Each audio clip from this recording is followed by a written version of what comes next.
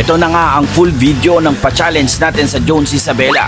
Yo, what's up mga boss? Makagwa naman na lang nga pala ang probinsyanong negosyanteng Tubong Norte. Siyempre kasama natin si Kalabaw ng Isabela para magpakasa ng challenge. Mga boss, ready na ba kayo? Ready na! Okay, so ipasok na natin ang ating Carolina Ramen. Pasok!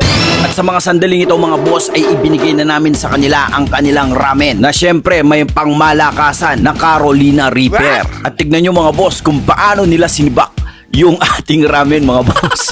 Eto na mga boss. Napakalakas ito. Boss, grabe itong kondensang natin. Karo. Sabi niya mahina sa sili. Grabe. Boss, itong isa. Ang diskarte nitong isa, inubos yung noodles. Halos dikit tong dalawa, boss. Dikit na. Yung Ito, isa, nahuli medyo siya. Ito, nahuli. nahuli. Pakita mo yung isa. Ito. Medyo nahuli pero lumalaban, boss. Go, idol! Boss, tignan mo. Nakauna. Kailangan mo, boss, ha? Pati si Wade, boss. Pati si Wade, boss. Tignan mo rin tong isa. Ito, ilabas ang kandila. May nanalo na, mga boss. Sayang mo. Grabe. Napakatibay mo, idol. Ipakita mo yung mga fans natin dyan sa labas. Sayang, idol. Nakauna ka na. Sayang. Sayang. Idol. At dito nga mga boss ay unti-unti na nila naramdaman yung init mga boss. Ito kasing epekto ng Carolina Reaper na ramen challenge natin mga boss talagang sa may aftershock.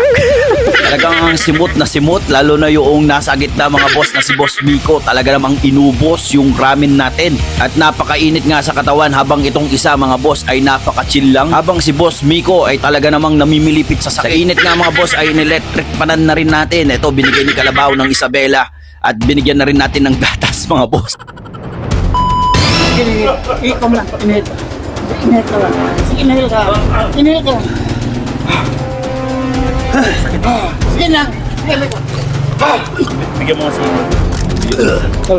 Sige lang. Ikaw. Sige. Ayun.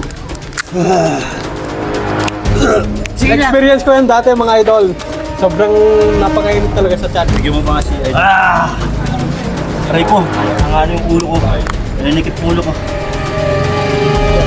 Ano kaya natin? At dahil tagaktak na rin yung pawis nito mga boss ay tinawag na rin natin sa loob ng van para magpa-aircon mga boss. Grabe mga boss, tong experience namin dito sa branch namin na bagong bukas na franchise ng Takoyaki Taste. Talagang nagulat kami ni Kalabaw ng Isabela dahil ngayon lang kami naka-experience ng ganito. At buti na lang talagang palaban itong mga challenger natin mga boss tinusok-tusok ba naman mga boss. At syempre mga boss ay nakaalalay din ang ating rescue o ang ating ambulansya para in case mga boss na kailangan itakbo sa ospital ay may takbo natin yung mga ito mga boss. Ayan, so hawak ko nga yung fresh milk dyan.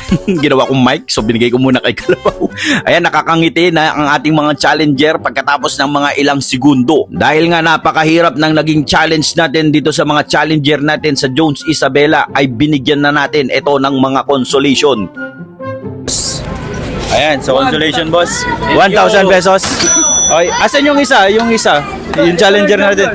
Ito yung champion natin. Instead na 1,500, gawin natin 2,000 mga boss. Wow. Ayan, thank you sir. 2,000 mga boss. Okay. Thank you, sir. Ayan, salamat boss ha. Okay ka na boss ha? Okay na, sir. Okay na boss.